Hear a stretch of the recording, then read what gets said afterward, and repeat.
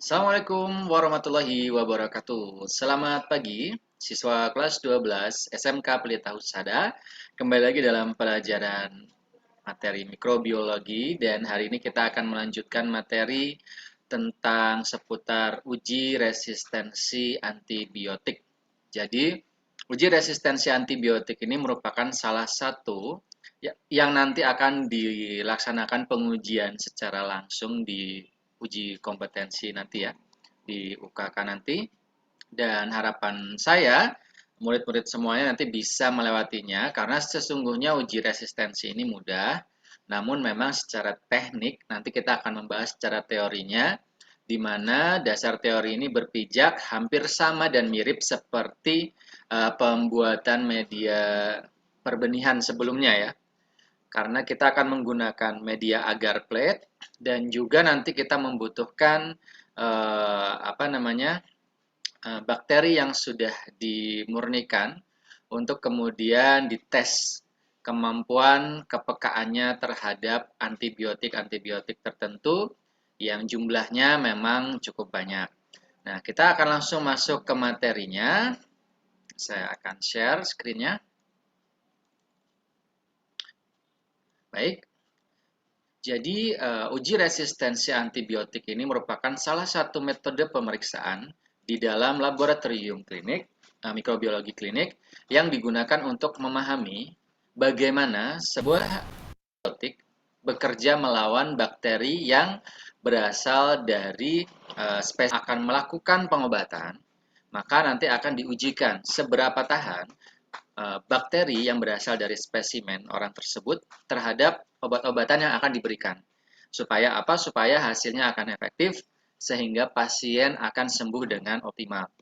Karena apa? Karena memang di era saat ini di mana pengobatan itu memang sangat maju dan banyak sekali jenis-jenis pengobatan yang dilakukan, sehingga terkadang tanpa diketahui ataupun saat sudah diketahui, tubuh memiliki beberapa ketahanan terhadap obat-obat tertentu sehingga pada saat diobati dengan teknik pengobatan yang biasa mungkin sudah tidak mampu untuk menyembuhkan, maka harus dilakukan teknik pengobatan yang berbeda atau menggunakan obat dengan kandungan dan kadar yang mungkin ditingkatkan.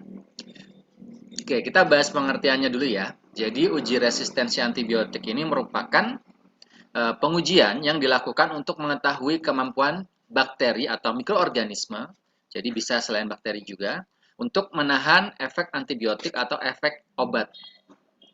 Dengan kata lain, nanti mikroorganisme yang resisten terhadap antibiotik, resisten ini adalah kemampuan untuk bertahan dari obat, akan kebal dan tidak mati walau diberi antibiotik. Nah, kita bisa bayangkan ketika ternyata obat tersebut tidak berfungsi dengan baik melawan bakteri ataupun mikroorganisme lain yang tidak kunjung sembuh dan terus sakit dan obatnya tidak berfungsi. Oleh karena itu, uji resistensi antibiotik ini sangat diperlukan untuk kita bisa memberikan obat atau dokter bisa memberikan obat kepada pasien dengan kadar yang optimal dan fungsi yang optimal juga. Oke, jadi pada hakikatnya bakteri itu bisa merubah diri sedemikian rupa untuk menolak efek antibiotik. Oke. Yang dimaksud merubah diri sedemikian rupa ini apakah berubah bentuk atau apa? Tidak ya. Sebenarnya dimaksud merubah diri ini adalah mampu membuat sebuah mutasi-mutasi tertentu sehingga pada saat dilakukan pengobatan, maka mutasi-mutasi ini mampu menahan laju pengobatannya. Jadi bakteri ini mampu mengondisikan beradaptasi dengan keadaan tertentu sehingga akhirnya apa? Alias bakterinya nggak mempan diobatin sama antibiotik ataupun obat-obatan yang sudah diberikan. Nah, kemampuan resistensi ini tidak hanya ada di bakteri, ada di mikroorganisme lainnya seperti virus, lalu juga bisa juga jamur dan lainnya. Maka bakteri yang resisten atau yang tahan terhadap sebuah obat atau antibiotik apabila dilakukan penanganan yang salah, jadi kalau misalnya udah tahu tidak efektif terus-terusan diberikan, maka kalau penyakitnya sudah semakin parah, maka tingkat pengobatannya akan semakin sulit. Pengobatan yang semakin sulit akan menimbulkan efek yang namanya efek berlebihan dalam proses pengobatan sehingga pada saat itulah dia akan membuat overdosis, dan overdosis ini bisa membahayakan bakteri yang mampu melawan obat atau antibiotik dalam kadar tertentu. Kita bisa sebut nama saja. Oke, jadi obat atau antibiotik ya, yang kita sering sebut sebagai antibiotik begitu ya. Kalau beli ke apotik atau kita sedang berobat ke dokter, biasanya oleh dokter akan dipesankan, oh ini antibiotiknya ya, antibiotik ini nanti tolong diminum sampai selesai. Walaupun mungkin kenyataannya kita sudah tidak ada gejala di hari ketiga pasca pengobatan, tapi diminumkan. Mengapa hal ini harus terjadi? Jadi, antibiotik ini harus dihabiskan dikarenakan kadar-kadar pada antibiotik ini sudah disesuaikan dengan kemampuan tubuh kita untuk menerima pengobatan. Dan ketika obat ini tidak habis dengan tuntas, maka akan ada rekaman atau ada memori yang tersimpan di tubuh kita yang dikhawatirkan akan menimbulkan kepekaan atau resistensi yang tadi, sehingga di masa mendatang apabila kita sakit dengan porsi sakit yang sama, ternyata karena pengobatan kita tidak tuntas, agen penyebab penyakitnya itu punya memori, punya kekebalan tertentu, sehingga nanti malah tahap pengobatannya jadi ditingkatkan. Nah, ini alasan kenapa dokter selalu memesankan kepada kita apabila diberikan obat antibiotik, maka itu harus dihabiskan. Oke, jadi antibiotik ini terbuat dari substansi kimia tertentu yang dihasilkan dari mikroorganisme juga ya. Biasanya paling sering itu dibuat dari kapang. Kapang ini adalah jamur ya. Jadi jamur tertentu yang memang memiliki kemampuan untuk menjadi bahan pengobatan, dan kita harus berhati-hati bahwa antibiotik yang takarannya atau kadarnya juga tidak disesuaikan dengan kemampuan tubuh kita atau penggunaan yang berlebihan itu bisa menyebabkan resisten atau yang tadi ya, kemampuan mikroorganisme jadi mampu melawan obat tersebut. Jadi pada intinya yang punya kemampuan untuk merusak mikroorganismenya atau menghapus. Jadi untuk obat penyakit, misalnya ini saya contohkan saja untuk penyakit TBC seperti itu, misalnya terdapat resistensi pada pengobatan TBC itu ada beberapa tahapan ya. Ada pengobatan dengan tingkat 1, ada pengobatan tingkat 2, ada pengobatan tingkat 3. Nah, ini biasanya terkait dengan resistensi yang tadi saya sampaikan. Nah, pengobatan TBC ini kalau misalnya kita harus spesifik, berarti kita harus mampu mengobati dengan tingkat yang benar. Jadi nggak bisa kita mengidap TBC yang harusnya diobati dengan obat anti tuberkulosis tingkat 2, malah kita ngobatinya tingkat 1. Itu namanya tidak spesifik dan tidak efektif. Antibiotik harus mampu merusak dan menghambat mikroorganisme yang spesifik ya, supaya tidak resisten tentunya. Oke, nah kita masuk ke pengujiannya. Itu tadi basicnya ya.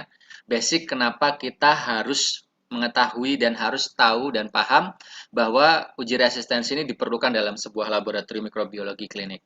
Sekarang kita bahas teknisnya. Bagaimana seorang TLM melakukan uji resistensi antibiotik. Oke, uji resistensi antibiotik atau sering disebut juga uji antimikroba, antimikrobakteri, itu bisa dilakukan dengan metode yang namanya Kirby-Bauer test. Oke, jadi ada sebuah metode yang namanya Kirby-Bauer test atau metode Dix difusi. Terserah namanya yang mana aja mau disebut. Dix difusi, Kirby-Bauer, mau kita sebut sebagai uji resistensi antibiotik, nggak masalah. Ini cuman penemunya saja. Yang namanya Kirby-Bauer ini menemukan sebuah metode pengujian antibiotik, makanya namanya disematkan di sini. Jadi nanti kita akan memiliki piringan-piringan cakram kecil, piringan cakram kecil ini, di mana di dalam piringan-piringan cakram kecil ini ada obat-obatan atau antibiotik yang telah ditentukan kadar serta jenis obatnya atau jenis antibiotiknya. Nanti setelah itu kita letakkan pada sebuah media agar perbenihan yang kemudian kita tanamkan mikroorganisme dari spesimen pasien yang kemudian akan tumbuh lalu akan diuji oleh antibiotiknya. Nah, nanti di situ akan diinkubasi selama 24 jam, lalu dari 24 jam waktu 24 jam itu nanti kita akan mengidentifikasi setelahnya. Apa yang akan terjadi? Nah, jadi kalau kita lihat semuanya di dalam gambar ini ya. Oke, maaf. Bentar. Nah, ini gambar ini kita bisa melihat bahwa di sini ada beberapa bagian yang bisa kita cermati. Oke, yang pertama ada area jernih. Nah, area jernih itu yang ini kalau lihat yang di lingkaran ini kita bisa melihat sama-sama ada bagian yang jernih di sini ya, di dalam sini. Jernih kita juga akan menemukan yang namanya area pertumbuhan. Area pertumbuhan itu adalah area yang keruh. Oke, kalau ini jernih berarti di seluruh plate ini selain area jernih tadi adalah area keruh ya. Contohnya seperti ini ya. Ini nih area keruh semua nih meliputi pertumbuhan mikroorganisme. Jadi kita bisa mengidentifikasi pertumbuhan mikroorganisme dengan adanya area yang keruh ini ya di seluruh permukaan media. Karena pada awalnya ini bening, jernih semuanya. Tapi setelah ada pertumbuhan, kita inkubasi di inkubator, maka akan ada area zona pertumbuhan dan ada area jernih. Lalu yang ini tadi saya sebutkan adalah cakram Dix-nya ya, yang warna putih ini. Ini cakram Dix dengan berbagai macam jenis antibiotik. Nah, area-area ini atau bagian-bagian ini itu mengidentifikasikan tentang uji resistensi yang kita pelajari.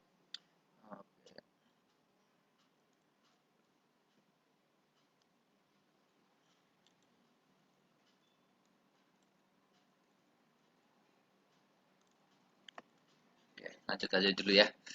Saya tidak bisa menghapusnya ini. Oke, jadi kita bahas dulu yang pertama, zona jernih atau area jernih. Jadi area jernih ini adalah area di mana tidak terjadi pertumbuhan dari mikroorganismenya. Jadi dari area jernih ini kita bisa mengindikasikan bahwa bakteri itu akan ditahan laju pertumbuhannya atau dihambat laju pertumbuhannya oleh antibiotik yang dilingkari oleh area zona jernih. Contoh ini ya, yang sudah saya lingkari ini. Kita lihat sama-sama di sini. Ini ada piringan yang sudah ada antibiotik dengan kadar tertentu dan jenis tertentu.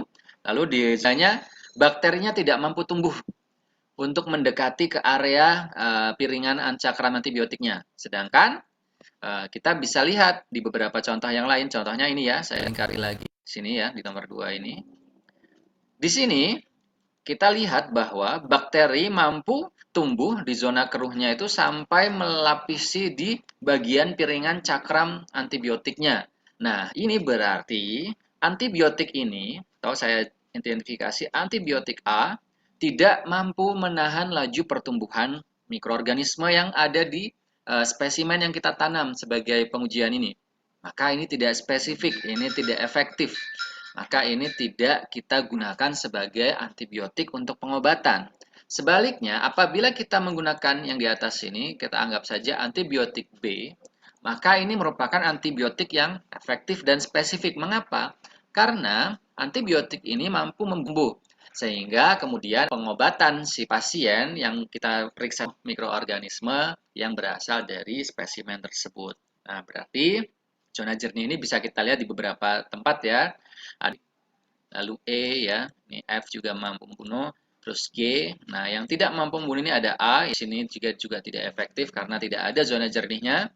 Lalu yang terakhirnya ada obat ini juga tidak bagus untuk pengobatan karena antibiotiknya tidak mampu menghambat. Nah, ini yang saya maksud tadi. Jadi, kita akan mampu memilih antibiotik yang spesifik untuk pengobatan dengan melakukan pengujian Kirby-Bauer test atau uji resistensi antibiotik.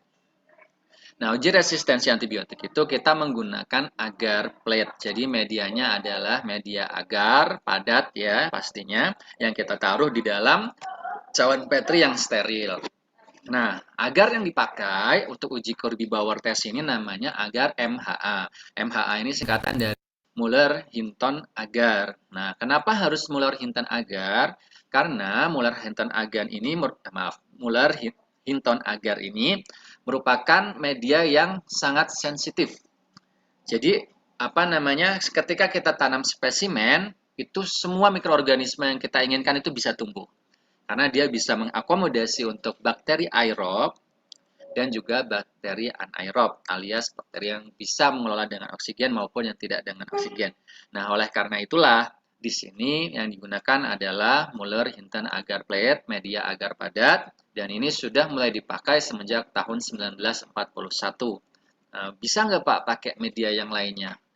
Media yang lain asalkan bisa mengakomodasi pertumbuhan semua jenis mikroorganisme, baik yang anaerob maupun yang aerob, maka itu bisa dipakai. Tapi Muller-Hinton agar inilah yang paling sensibilitasnya tinggi dan tidak ada pengaruh yang signifikan ketika diletakkan antibiotik di situ. Maka kita menggunakan Muller-Hinton agar. Oke, nah sekarang kita masuk ke prosedur pengerjaannya. Yang pertama, yang jelas kita udah punya koloni terpisah dulu ya. Jadi nggak apa tiba-tiba kita mengujikan sampel tanpa kita spesifikkan mikroorganisme. Makanya untuk masuk ke tes Kirby Bauer ini ada tahapan-tahapan pengujiannya dulu begitu supaya apa? Kita dapat koloni terpisah, baru setelah itu kita akan membuat yang namanya sediaan untuk pekerjaan uji resistensi yang dicampurkan dengan NaCl fisiologis 0,85%. Nah, media agar plate ini yang sudah kita pernah kerjakan sebelumnya, ya jadi spesimen itu kita tanam dulu di media tertentu untuk dapat koloni terpisah. Nah, dari situlah kita akan kemudian mencampurkannya dengan NaCl fisiologis steril dan baru kemudian dari koloni terpisah ini misalnya ini ya, kita campur ke NaCl fisiologis steril, baru kemudian kita bekerja dengan Muller ya, mulai pembuatan suspensinya, ambil koloni terpisah dulu, lalu setelah itu dicetak ke media NaCl fisiologis, lalu dihomogenkan, jangan lupa, dan baru kemudian diinkubasi dulu selama 24 jam dalam suhu 37 derajat Celcius. Ini bukan oven ya. Kalau oven 100 derajat, sorry, nanti saya ganti. Kita ganti. Jadi ini bukan oven ya. Nah, sebentar saya ganti dulu. Oke.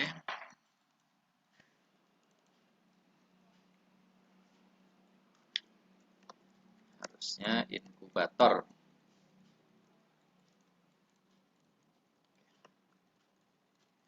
Jadi kita kemudian NaCl fisiologis yang sudah ditanam dengan satu koloni terpisah dari goresan ketiga ya, jangan lupa ya kalau kita pakai teknik goresan T. Kemudian, nah ini ya goresan ketiga ini masukkan ke dalam goresan ketiga. NaCl fisiologis pakai OC steril, jangan lupa pastikan juga NaCl fisiologisnya steril. Lalu setelah itu kita inkubasi di inkubator dengan suhu 37. Nah, nanti kalau sudah di hari kemudian ya, di hari 24 jam setelah kita melakukan inkubasi, maka suspensi ini sudah jadi. Itu sudah jadi namanya suspensi.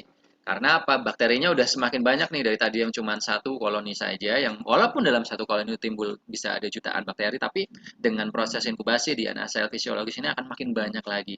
Nah, setelah itu baru kita ambil dengan kapas swab steril dan kita siapkan media Muller-Hinton agarnya. Kapas swab sterilnya ini kemudian dihapus-hapuskan atau disibak-sibakan ke seluruh permukaan dari Muller-Hinton agar plate-nya. Ya, jadi meliputi ke seluruh bagian ini ya, supaya merata ke semua bagiannya dengan kapas swab steril. Nah, ketika sudah rata, maka kita diamkan dalam waktu 15 menit untuk terjadi difusi tadi. Nah, setelah itu baru kemudian kita mulai meletakkan apa namanya piringan cakram antibiotiknya. Nah, proses meletakkan piringan cakram antibiotik ini juga sebenarnya ada tekniknya. Supaya apa? Supaya pada saat kita melakukan pengujian, kalau memang ada pertumbuhan, tidak terjadi tabrakan antara zona satu dan zona lainnya. Kan harapannya tetap bagus ya pertumbuhannya kayak yang pertama tadi, maka letaknya harus bagus. Nah, untuk kita yang belum terbiasa di laboratorium, kita bisa menggunakan penanda, menggunakan spidol untuk tempat meletakkan cakram difusinya. Jadi supaya lebih enak begitulah, lebih tepat, lebih rapi. Nah, ini lalu kita letakkan nih dengan sisi apa jauh dari tepian itu sekitar 3 cm begitu, lalu kita bisa meletakkan secara melingkar sesuai jumlah antibiotik yang dibutuhkan. Nah, cakram antibiotiknya yang sudah siap kita miliki, dia tidak satuan begitu, dia dalam satu paket begitu, biasanya ada 6 sampai 10 jenis antibiotik yang berbeda. Nah, nanti kita akan ambil, ini bentuknya seperti ini nih. Di ujungnya ini ada ya seperti begitu yang bisa kita ambil menggunakan pinset cakram piringannya, sehingga nanti ketika diambil bagian atas maka yang bawah akan naik ke atas begitu. Nah, setelah itu diambil lalu diletakkan sesuai tadi udah punya penanda spidol tuh, tinggal diletakkan aja di atasnya. Dan kita tidak perlu memberikan nama karena apa di dalam di permukaan piringannya itu sudah ada inisial apa namanya antibiotiknya. Jadi di sini. Setelah diletakkan dengan rapi semuanya di wilayah yang ditandai, baru kemudian kita diamkan lagi selama 15 menit, baru dimasukkan ke dalam inkubator, kita apa namanya tumbuhkan lagi dari yang tadi udah kita harus steril itu, lalu kita biarkan di dalam inkubator 37 derajat Celcius dan kita lihat pertumbuhan di hari berikutnya. Nah, di hari berikutnya pekerjaan kita adalah membaca hasil inkubasinya akan seperti apa. Untuk kita terjemahkan ke dalam yang namanya antibiotik resisten atau tidak. Nanti ada jenisnya, ada resisten, ada indeterminate dan atau intermediate, ada juga yang non resisten begitu ya. Atau sensitif maksud saya, non resisten itu sensitif maksudnya. Baik, jadi media agar plate itu setelah diinkubasi nanti akan terlihat signifikansi pertumbuhannya. Ingat, kita lihat apa? Zona pertumbuhan, zona jernih, dan piringan cakramnya ya, piringan cakram antibiotiknya. Oke, di sini gambar tadi kita bisa lihat sama-sama ada beberapa antibiotik yang memang bagus untuk digunakan. Ada zona jernihnya ini ya, beberapa antibiotik dari mikroorganisme. Namun ada juga yang tidak mampu karena dia tidak mampu membuat zona jernih dan tidak mampu menghambat. Oke. Nah, kita udah tahu nih bisa bedain antara zona jernih, zona pertumbuhan, dan piringan cakram difusinya. Sekarang, bagaimana ya penentuan cara untuk mengetahui kemampuan antibiotiknya? Baik, setelah kita ketahui tadi bagian-bagiannya, maka sekarang kita membutuhkan penggaris. Ya, penggaris yang biasa kita pakai untuk menggaris buku dan lainnya. Untuk menghitung ukuran sentimeter. Yang pertama adalah kita akan mencari yang namanya diameter zona hambat antibiotik. Yang disebut diameter zona hambat antibiotik itu adalah ketika kita lihat, ini saya mau kasih contoh yang ini ya, yang bentuknya tentu saja akan melingkar, maka kita akan mendapatkan diameter tengahnya. Nah, ini diameter yang saya gambar. Oke, nah untuk mendapatkan diameter ini kita juga harus mengetahui sebenarnya ukuran sebenarnya. Ukuran diameter sebenarnya itu bukan ukuran sejauh diameter lingkaran jernih, tapi ukuran diameter lingkaran jernih dikurang dengan ukuran diameter cakram obatnya. Oke, contoh ya, ini saya kasih contoh. Kita akan mengukur ini yang di tengah ini ya. Akan mengukur antibiotik B karena dia mampu menghambat. Berapa ya diameter zona hambat antibiotiknya? Maka jawabannya adalah kita ukur dulu dengan penggaris diameter awal, diameter zona jernih ya yang sejauh ini. Oke. Ini ya, satu. Lalu setelah itu kita ukur diameter cakram antibiotiknya. Berarti yang di tengah ini yang putih ya, piringan cakram diameternya diukur. Dua.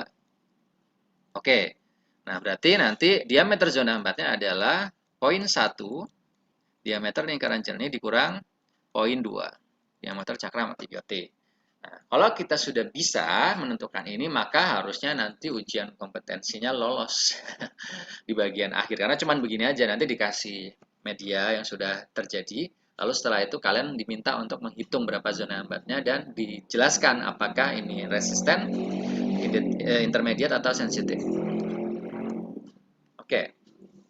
Nah, baru kita akan tentukan nih hasilnya berdasarkan diameter ikan dari uji resistensi. Yang pertama adalah antibiotik tersebut dikatakan resisten, yang artinya bahwa antibiotiknya tidak mampu menghambat pertumbuhan mikrobakterinya atau mikroorganismenya, jadi tidak efektif dipakai. Contohnya adalah yang tadi ya, yang zona jernihnya. Ini berarti resisten, tahan sama bakterinya atau mikroorganismenya tahan sama antibiotik ini. Jadi ini nggak boleh dipakai.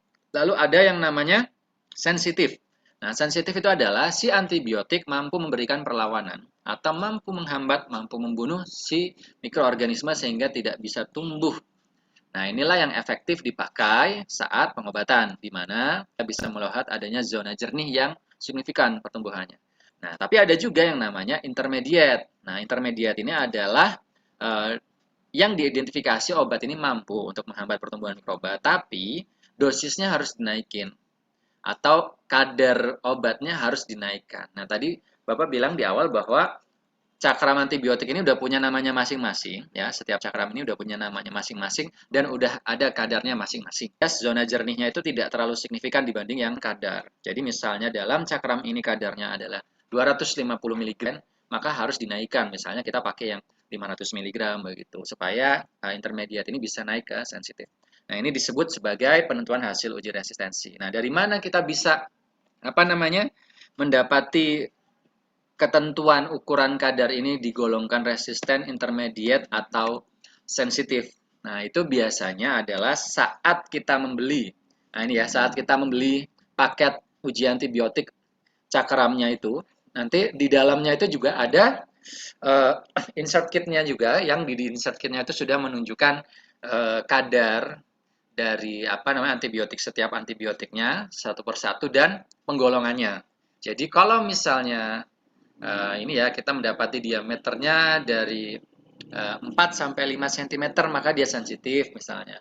Kalau diameternya didapati cuma 2 sampai 3 cm maka dia intermediate. Tapi kalau tidak ada apa namanya zona jernih, tidak ada diameter ya berarti itu resisten begitu. Jadi nanti penentuannya itu ada berdasarkan dari uh, insert kit ataupun panduan yang ada di paket Cakram Dix yang kita beli begitu. Jadi ini seperti ini ya contohnya ya. Gentamisin 21 mm, tetracycline 20 mm, vancomycin 15 mm, penicillin 5 mm, 4 mm ampicillin. Nah, ini bisa nanti kita bisa lihat nih kalau misalnya diameternya ternyata 0 sampai 5 itu di dalam insert kitnya itu digolongkan sebagai resisten, ternyata penicillin dan ampicillin ini adalah masuk golongan yang resisten. Nah, yang susceptible atau yang bisa dipakai, ini misalnya untuk yang 3 awal ini ya, itu ternyata misalnya nih, dari milimeter kita bisa pakai alias sensitif. Karena apa? Karena masuk ke dalam rentang 25. Nah, keterangan ini bisa didapatkan di dalam insert kit yang kita pakai, insert kit cakram diameter yang kita pakai. Oke, murid-murid semuanya bisa mengikutinya. Sebenarnya ini sangat mudah ya, dan kalaupun kita mengerjakan di lab juga pekerjaannya tidak terlampau sulit, asalkan kita bisa memahami kaidah sterilitas yang benar, sehingga pada akhirnya kita bisa melakukan pemeriksaan dengan bagus gitu. Jadi pada intinya nanti diikutin saja materinya, lalu setelah itu coba untuk berlatih dengan cara menggambar sendiri, misalnya lingkarannya, lalu mengukur, kemudian mengidentifikasi begitu. Mengidentifikasi kita bikin apa namanya rentang sendiri aja gitu, karena kalau beli bahannya kan agak mahal ya. Jadi kita melatihnya dengan mengukur lingkaran, ada lingkaran piringan cakramnya, ada lingkaran zona jernihnya di situ. Kita bisa mengidentifikasi dengan benar dan mempraktikannya dengan baik. Baik, ini merupakan materi hari ini. Semoga bisa diikuti. Dan silakan bertanya ke WhatsApp Bapak kalaupun ada yang kurang jelas. Saya akhiri pertemuan hari ini. Assalamualaikum warahmatullahi wabarakatuh.